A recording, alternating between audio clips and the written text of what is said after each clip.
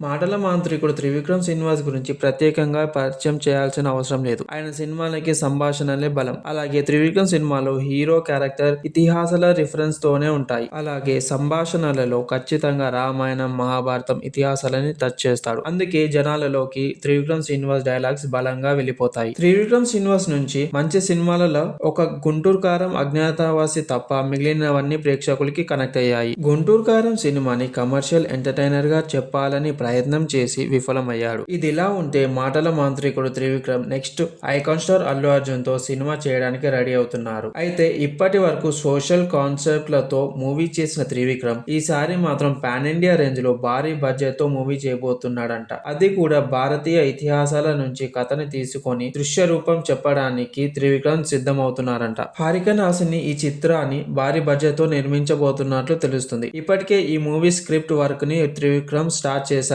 మాటల మాంత్రికుడికి ఇతిహాసాల మీద మంచి పట్టు ఉందని ఆయన కథలు, డైలాగ్స్ చూస్తేనే తెలుస్తుంది. అలాంటి ఏకంగా ఇతిహాసాలలో కథని తెరపై ఆవిష్కరిస్తే ఆయన నుంచి బెస్ట్ అవుట్పుట్ ఎక్స్పెక్ట్ చేయొచ్చని సినీ విశ్లేషకులు అంటున్నారు. ఈ సినిమాతో త్రివిక్రమ్ శ్రీనివాస్ ఏకంగా 1000 కోట్ల కలెక్షన్స్ మీద టార్గెట్ పెట్టుకున్నట్టు టాక్ వినిపిస్తుంది. Icon star Pushpa the rule movie shooting complete అయిన తర్వాత ఈ త్రివిక్రమ్ మూవీపై అఫీషియల్ కన్ఫర్మేషన్ ఉంటుందని సమాచారం. ఈసారి పాన్ ఇండియా రేంజ్ లో అల్లు అర్జున్ కి త్రివిక్రమ్ శ్రీనివాస్ సక్సెస్ ఇస్తారని ఆయన ఫ్యాన్స్ అంచనా వేస్తున్నారు.